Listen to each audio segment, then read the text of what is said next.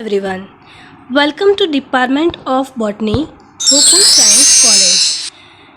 So today we discuss a very interesting topic, and that is endosperm. This topic is very much useful for the student of BSc semester 4. So let's start with the main contents of this presentation in introduction, second function, and last one types of endosperm. What is endosperm? Endosperm means ભ્રૂણપોષ. ભ્રૂણને પોષણ આપનારી પેશીને ભ્રૂણપોષ કહેવામાં આવે છે. The endosperm is a tissue produced inside the seeds of most of the flowering plants following fertilization. It is triploid in most species. It surrounds the embryo and provides nutrition in the form of starch, though it can also contain oils and protein. Other examples of endosperm that forms the bulk of the edible portion are coconut, meat and coconut water and corn. Some plants such as orchids lack endosperm in their seeds. Endosperm સમજતા પહેલાં embryo એટલે કે ભ્રૂણ શું છે તે સમજવું જરૂરી છે. તો ભ્રૂણ કોને કહેવાય? તો નરજન્યુઓનું માદાજન્યુ સાથેના જોડાણને ફલન તરીકે ઓળખવામાં આવે છે. આ ફલનના પરિણામે ભ્રૂણ ઉત્પન્ન થાય છે. ભ્રૂણની રચનામાંથી ક્રમશઃ એક સુવિકસિત વનસ્પતિ બને છે. આવૃતબીજધારી વનસ્પતિમાં ગર્ભનો વિકાસ શરૂ થાય તે પહેલાં ભ્રૂણપોષનો વિકાસ શરૂ થઈ જાય છે. બે ધ્રુવીય કોષ કેન્દ્રો દ્વિકીય અને એક નરજન્યુ એકીયના જોડાણથી પ્રાથમિક ભ્રૂણપોષ કોષ કેન્દ્ર કે જેને ટૂંકમાં PEN તરીકે ઓળખવામાં આવે છે તે ઉત્પન્ન થાય છે. આ ત્રણેય કોષ કેન્દ્રો એકીય હોય છે, તેથી તેને PEN ત્રિકીય બને છે. PENના સમવિભાજન કે મુક્ત કોષ કેન્દ્ર નિર્માણ દ્વારા વિભાજનથી બહુકોષીય ભ્રૂણપોષ પેશીનું નિર્માણ થાય છે. ભ્રૂણપોષના આ કોષોમાં કાંજીકણો, નત્રલ કણિકાઓ અને તૈલબિંદુઓ પુષ્કળ પ્રમાણમાં આવેલા હોય છે. અમુક વનસ્પતિઓમાં એક્ઝામ્પલ તરીકે લઈએ આપણે કે ઓર્કિડેસી અને પોડોસ્ટોમેસી કુળમાં બેવડા ફલનથી ઉત્પન્ન થયેલા કોષોનો સમૂહ નાશ પામે છે, તેથી આ વનસ્પતિઓમાં ભ્રૂણપોષનો વિકાસ થતો નથી. એન્ડોસ્પર્મ વિશે આપણે અભ્યાસ કરીએ છીએ તો આ વાત યાદ રાખવી જરૂરી છે કે the formation of endosperm occurs usually prior to the zygotic division. હવે આપણને થાય કે ભ્રૂણપોષનો અભ્યાસ શા માટે જરૂરી છે? તો ભ્રૂણપોષ એ ભ્રૂણમાં કયું ફંક્શન કરે છે, તેના કાર્યો શું છે? તો ચાલો આપણે તેના કાર્યો વિશે સમજ મેળવીએ. તો આગળ આપણે જોયું કે ફલન કઈ રીતે થાય છે. તો આ ફલન થઈ ગયા બાદ ભ્રૂણ બને છે ત્યારે એટલે કે ફલન સમયે ભ્રૂણપૂટમાં ખૂબ જ ઓછા પોષક દ્રવ્યો હોય છે. જ્યારે ભ્રૂણપોષનો વિકાસ થાય છે ત્યારે ખૂબ જ મોટા જથ્થામાં પોષક દ્રવ્યો હોય છે જે ભ્રૂણને પોષક આહાર પૂરો પાડે છે. મોટાભાગની આવૃત બીજધારી વનસ્પતિઓમાં જ્યારે ભ્રૂણપોષ વિકસિત બની યોગ્ય પોષણક્ષમ બને છે ત્યારબાદ જ યુગ્મનજમાં વિભાજનો શરૂ થાય છે. આ પ્રકારના કિસ્સાઓમાં યુગ્મનજમાં વિભાજન પણ ભ્રૂણપોષની સાથે જ થાય છે અને અંતે ઝડપી વિભાજનો થઈ ભ્રૂણ બને છે. સામાન્ય રીતે ભ્રૂણપોષ પૂરેપૂરો વિકાસ પામે ત્યારબાદ જ ભ્રૂણની વૃદ્ધિ થાય છે. જો ભ્રૂણપોષ નિષ્ક્રિય થઈ જાય તો તેની અસર ભ્રૂણ વિકાસ ઉપર થાય છે. જે ભ્રૂણપોષ પેશીનો અભાવ હોય ત્યારે વિકસતા ભ્રૂણ માટે ચોક્કસ પ્રકારની પેશી પોષણ માટે ઉદ્ભવે છે. આ પ્રકારનું પોડોસ્ટેમેસી, ઓર્કિડેસી તથા ટ્રાપેસી કુળમાં જોવા મળે છે. વૃદ્ધિ સમયે ભ્રૂણ તેની ફરતે આવેલા ભ્રૂણપોષ સાથે સંકળાયેલો રહે છે. ઘણી વનસ્પતિઓમાં, ખાસ કરીને શીંબી અને ક્યુકરબિટેસી કુળમાં બીજ પુખ્ત બને ત્યાર સુધી સંપૂર્ણ રીતે ભ્રૂણપોષ સાથે સંકળાયેલો જોવા મળે છે. આપણને થાય કે ક્યુકરબિટેસી અને શીંબી કુળની તો કુકરબિટા જે કુળ છે તે છે વેલા ટાઈપની વનસ્પતિ છે. એવા કુળમાં ક્યુકરબિટેસીનો સમાવેશ થાય છે. જ્યારે શીંબ એટલે કે જે ફળી કહીએ છીએ આપણે, વાલ છે, વટાણા છે, એવી વર્ગની વનસ્પતિને શીંબી કુળની વનસ્પતિ કહેવામાં આવે છે. આમ ભ્રૂણપોષ એ વિકસતા ભ્રૂણને પોષણ પૂરું પાડવા સાથે સંકળાયેલી પેશી છે. હવે ભ્રૂણપોષ એટલે કે એન્ડોસ્પર્મના કાર્યો જોઈ લીધા બાદ એન્ડોસ્પર્મ વિશે અભ્યાસ કરીએ. તો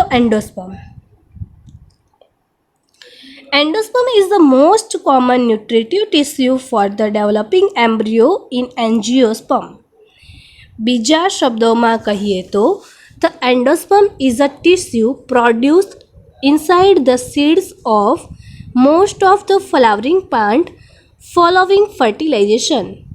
It is triploid in most species. It surrounds the embryo and provides nutrition in the form of starch, though it can also contain oils, proteins. This can make endosperm a source of nutrition in animal diet. For example, wheat endosperm is ground into flour for bread, while barley endosperm is the main source of sugars for beer production. એટલે કે જે bread છે તેમાં જે આપણે બ્રેડના ફ્લોરમાં જે આવેલો છે એન્ડોસ્પર્મ, તેના લીધે આપણને તેમાંથી સ્ટાર્ચ મળે છે. બીજું કે જે બિયર બનાવીએ છીએ, બિયર પ્રોડક્શન થાય છે, તેમાં જે સુગર્સ છે તે પણ આ એક એન્ડોસ્પર્મનો જ ભાગ છે. In gymnosperm, it represents the female gametophyte, whereas the female gametophyte in angiosperm differentiates before fertilization and haploid. The endosperm is the product of fertilization and is usually triploid. What is fertilization? Fertilization, that means the union of male and female gametes. After double fertilization, the egg is called zygote. After double fertilization, the egg is called zygote. मतलब કે egg એટલે કે અંડકને double fertilisation એટલે કે બેવડા ફલન બાદ તેને zygote એટલે કે યુગ્મનજ કહેવામાં આવે છે. And the fusion product of polars and the second male gametes is termed primary endosperm nucleus. પ્રાથમિક કોષ કેન્દ્ર બને છે ગેમેટ્સમાંથી. અનાવૃત બીજધારીમાં ફિમેલ ગેમેટોફાઇટ રિપ્રેઝન્ટ કરે છે, એટલે કે નિમ્ન કક્ષાનું જોવા મળે છે, કારણ કે ત્યાં ડબલ ફર્ટિલાઇઝેશન જોવા મળતું નથી, બેવડું ફલન ત્યાં જોવા મળતું નથી, જે અનાવૃત બીજધારીનું લક્ષણ નથી. આવૃત બીજધારીથી જ બેવડું ફલન સ્ટાર્ટ થાય છે, એટલે કે ઉચ્ચતમ કક્ષાની વનસ્પતિઓમાં જ બેવડું ફલન જોવા મળે છે.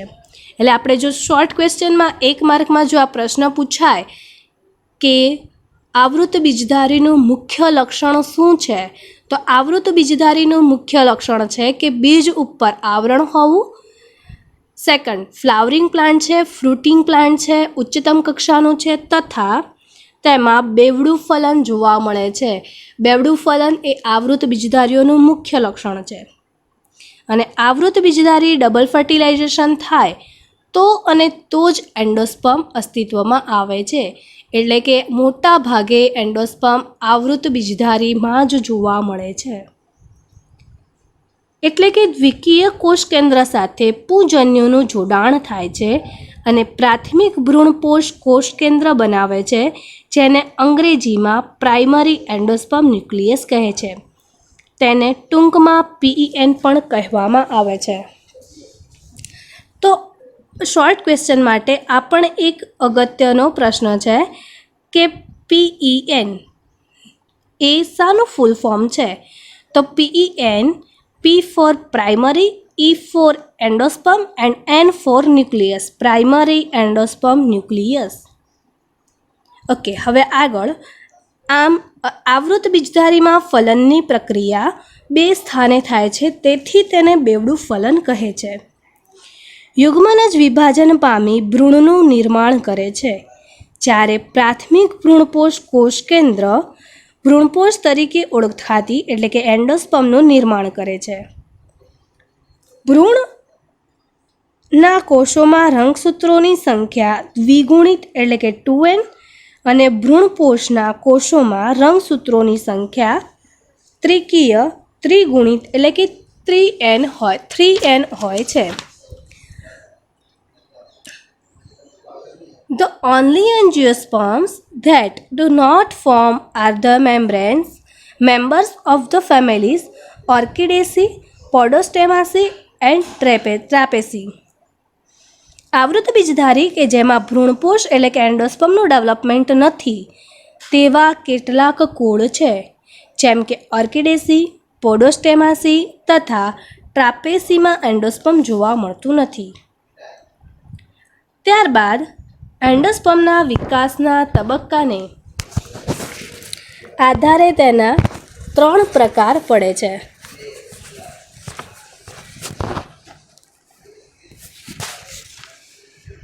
Depending upon its mode of development, 3 types of. First of nuclear endosperm એટલે કે કોષ કેન્દ્રીય ભ્રૂણપોષ. સેકન્ડ ઓફ સેલ્યુલર એન્ડોસ્પર્મ એટલે કે કોષીય ભ્રૂણપોષ. અને લાસ્ટ વન હેલોબિયલ એન્ડોસ્પર્મ એટલે કે હેલોબિયલ એન્ડોસ્પર્મ તરીકે ઓળખવામાં આવે છે. Cellular endosperm is largely restricted to dicotyledons families, whereas halobial endosperm to monocotyledons. David નામના વૈજ્ઞાનિકે ઈસવીસન 1966માં આવૃત બીજધારી વનસ્પતિઓમાં 280 કુળોમાં ભ્રૂણપોષનો અભ્યાસ કર્યો. તેમાંથી 161 કુળોમાં કોષ કેન્દ્રીય પ્રકાર, 72 કુળોમાં કોષીય અને 117 કુળોમાં હેલોબિયલ ભ્રૂણપોષ જોવા મળ્યો હતો. તેમાં હેલોબિયલ ભ્રૂણપોષના અંદર મોટા ભાગે એકદળી વનસ્પતિના કુળો હતા. હવે આપણે એન્ડોસ્પર્મના ટાઈપ્સનો અભ્યાસ કરીએ. તો સૌ પ્રથમ ન્યુક્લિયર એન્ડોસ્પર્મ વિશે જાણીએ. ન્યુક્લિયર એન્ડોસ્પર્મ કે જેને કોષ કેન્દ્રીય ભ્રૂણપોષ કહેવામાં આવે છે. It is the most common type of endosperm formation. In this type of endosperm, the division of the primary endosperm, nucleus and a few subsequent nuclear division are not accompanied by wall formation. This results in a condition where central cell of the embryo sac has formed a few several thousands nuclei freely suspended in this shape. એટલે કે આ પ્રકારમાં પ્રાથમિક ભ્રૂણપોષ કોષ કેન્દ્રનું પ્રથમ વિભાજન મુક્ત કોષ કેન્દ્ર નિર્માણ દ્વારા થાય છે. ભ્રૂણપુટમાં ભ્રૂણપોષના અસંખ્ય કોષ કેન્દ્રો મુક્ત રીતે તરતા હોય છે. Such a condition of endosperm may persist until it is consumed by the developing embryo, or it may become cellular at a later stage. When latter is the case, which is more common, the wall formation is mostly centripetal. The degree of cellularization varies a great deal. વધુને વધુ કોષ કેન્દ્રો ઉત્પન્ન થતાં તેઓ ભ્રૂણપોટના પરિઘ તરફ ધકેલાય છે અને મધ્યભાગે એક મોટી કેન્દ્રીય રસધાની ઉત્પન્ન થાય છે. કેટલીકવાર અસંખ્ય કોષ કેન્દ્ર અંડછિદ્ર અને બીજાંડ તલીય ભાગ તરફ એકત્રિત થાય છે. The degree of cellularization varies a great deal. What is a cellularization? The theory of cellularization, also known as the syncytial theory or ciliate-acial theory, is a theory to explain the origin of metazoa. The idea was proposed by Hetze and Hansen. The cellularization theory states that metazoans evolved from an uncellular ciliate with multiple nuclei that went through cellularization. તો આપણે હવે આગળ તેના example જોઈએ.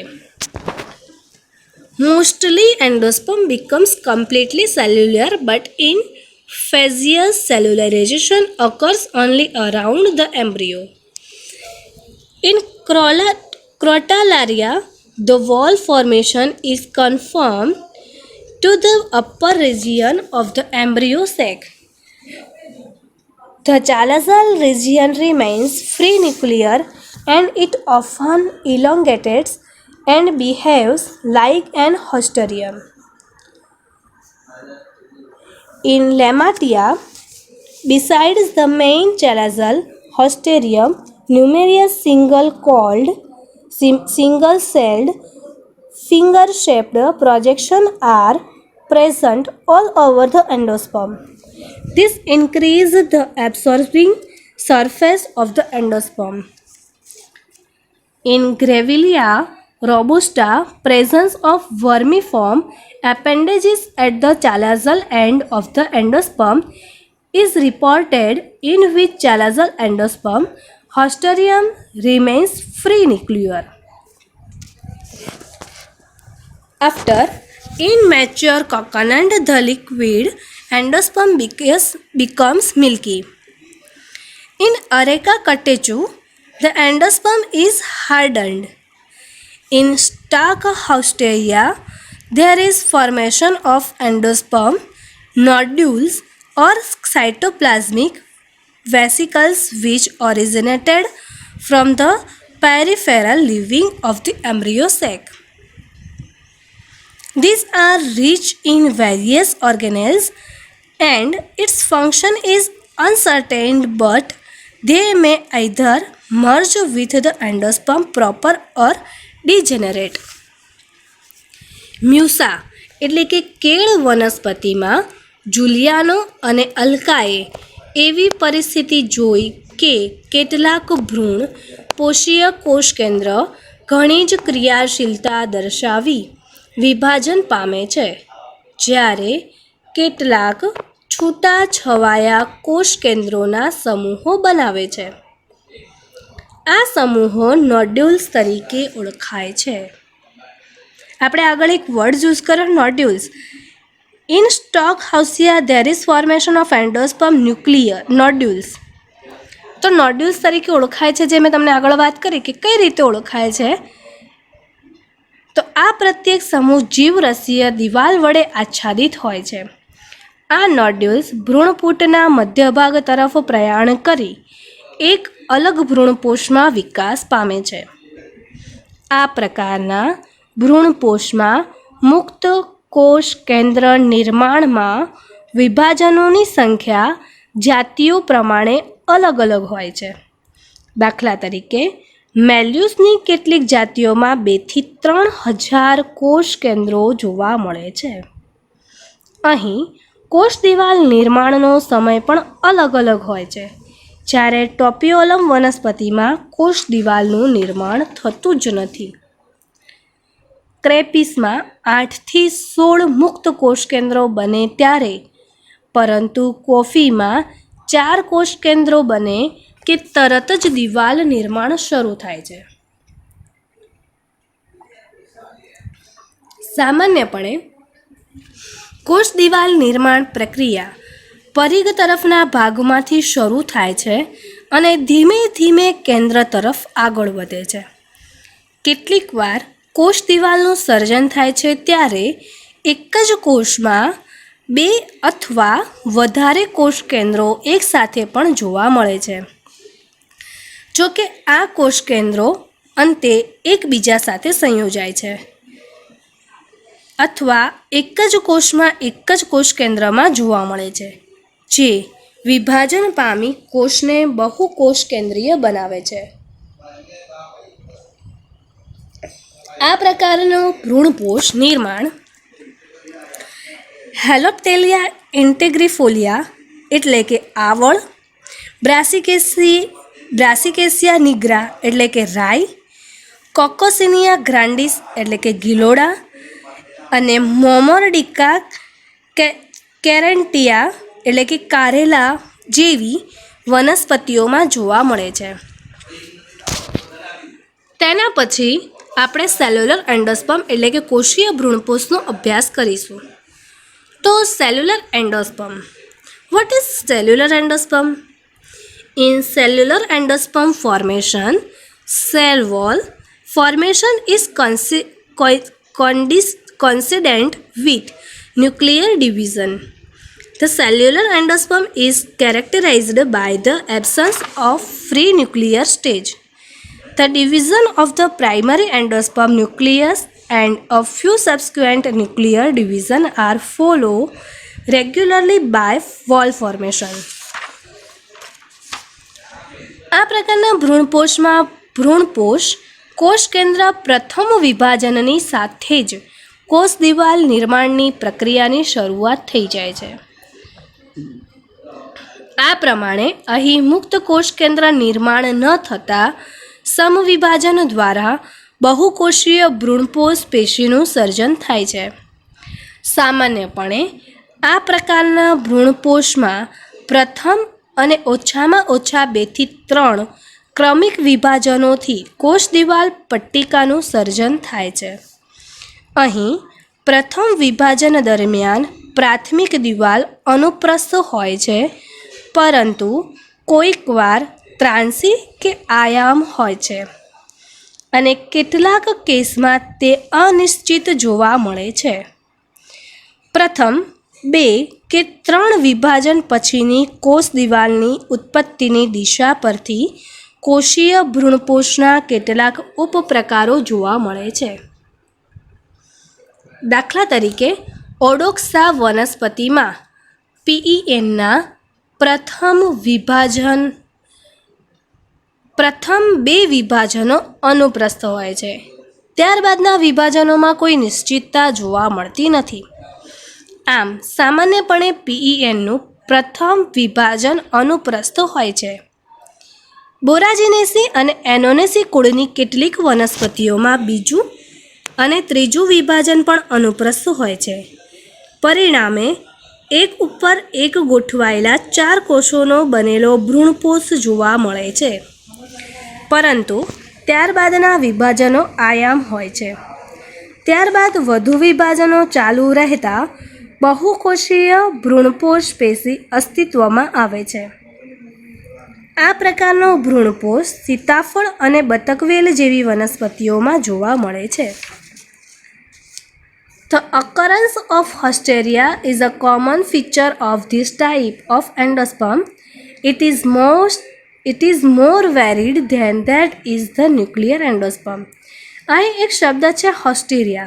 શું તમે જાણો છો કે કોને કહેવાય હોસ્ટેરિયા અથવા હોસ્ટેરિયા શું છે? તો haustorium in parasitic plants a structure developed for penetrating the host tissue. The Hosteria may be micropillar or chalazal and occasionally. What is micropyle? So, micropyle, that means a small canal through The integuments of an ovule persisting as a pore in the seed coat. And what is chalaza? So chalaza, that means the part of an ovule to which the end of the stalk is attached. Micropillar Hasteria are known to occur in Impassion royale and Hydrocala triflora. A very aggressive chalazal Hausterium is formed in Iodina rhombifolia. The Hausterium is actually formed before fertilization.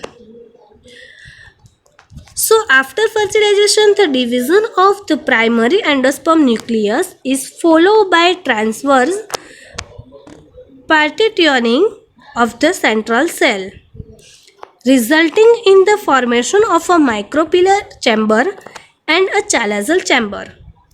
The endosperm proper is derived from the micropillar chamber alone.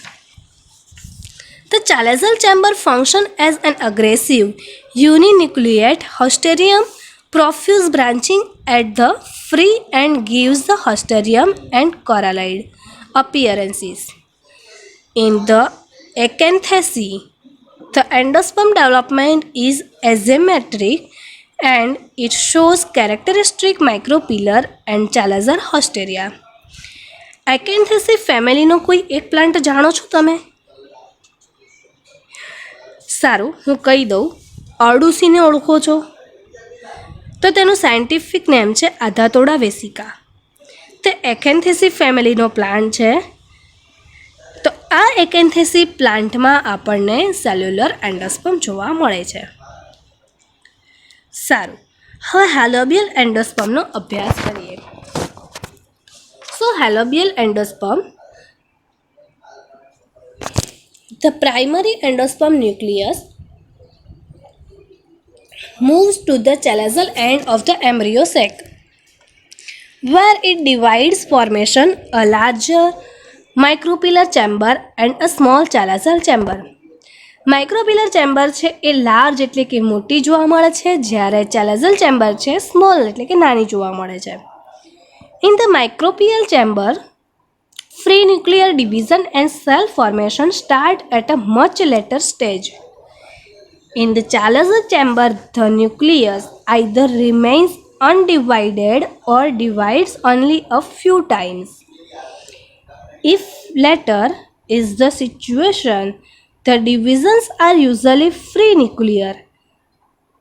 Sometimes in Philidrium lanuginosum, it may become cellular. Example, Asphodilus tenuliifolus. આ પ્રકારના ભ્રૂણપોષમાં PEN ના પ્રથમ વિભાજનને લીધે ભ્રૂણપોટ બે અસમ કોટરોમાં પરિણમે છે.